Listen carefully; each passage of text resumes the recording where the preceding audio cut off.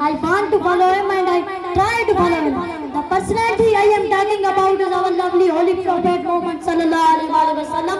For whom the word is created to you. Oh my home, my hand, I stitch. My master, I am envious. If you are clear, I don't think you are the beloved and the light of my innocence. Dear fellows, in Hadith Allah says to Hazrat Adam, I Muhammad would not be created.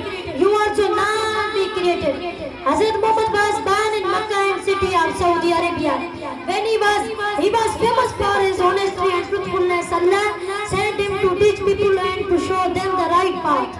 He was 40 years old when he was evolved by the throne of prophet. Dear audience, now coming to the main topic, why Hazrat Muhammad sallallahu alaihi wasallam is my ideal personality. Because he was brave, honest and holy man. He was a favorite person of Allah. He was so much honest that Allah has discussed about his honesty in Quran.